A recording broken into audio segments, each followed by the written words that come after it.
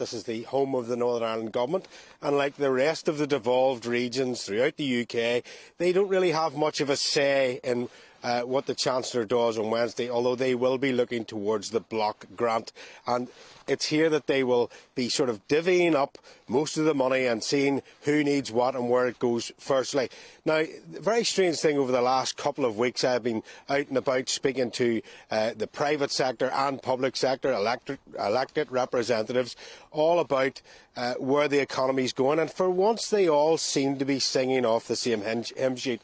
So yesterday I spoke to an economist and an MP, and here's what they had to say. The devolved institutions of the UK are very much spectators when the Chancellor takes the dispatch box to deliver his budget. This COVID year may well be more about the spending reviews than tax receipts. We've already had two significant budgets, as it were, already this year. We had back in March, we had the biggest tax-raising budget since Norman Lamont in 1993. And then last month we then had the announcement that there was going to be big increases in national insurance contributions, both for employees and employers, but that only takes effect in April next year. And so we then have this budget on the 27th of October, which is then a spending review and a budget. And probably many of the big tax announcements have already been made. So the focus is maybe going to be on the spending front with the spending review. And for devolved regions such as Northern Ireland, the big question that the Finance Minister Conor Murphy will be looking for is how much is the additional amount of money going to be for Northern Ireland. It's unlikely that duties on goods like alcohol and fuel will rise, as the rising prices are already pushing up inflation. Consumers and households and businesses are going through this surge in inflationary pressures of input costs, and that's coming at a time for households after those people who were on the temporary universal tax credit, £20 a week top-up, they've seen their income fall, they're now seeing their cost rise, and then they've got further tax rises to come in April next year. So any sort of changes on things, whether it's alcohol or cigarette duties or things like that, are probably going to be not foremost in the minds of households at the minute as they're grappling with the cost of living crisis.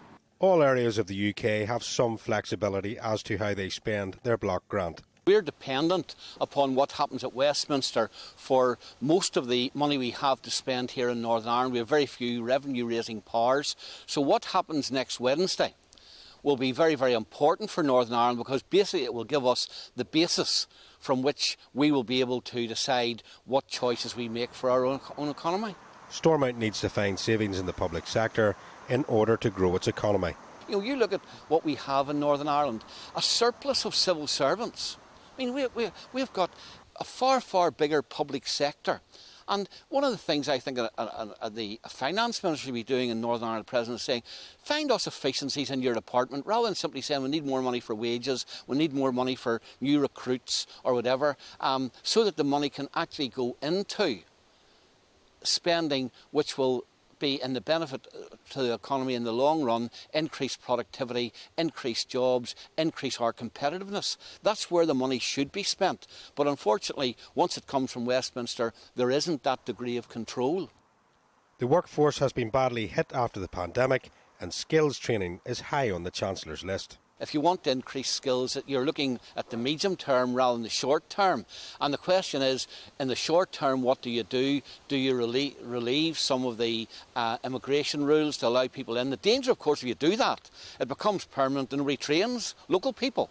And they just go for cheap foreign labour. And I suppose those are the kind of difficult questions that the Chancellor has to look at in the budget this year. My view is that if you're wanting to have a skilled economy, then you have to start it now, and you have to start putting the incentives and the investment into it now.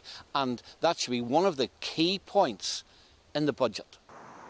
Other areas still with problems are aviation and travel.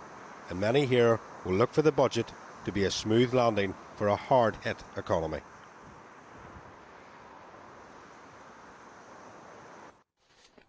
Well, you can see there some of the wish list, if you like, for Northern Ireland.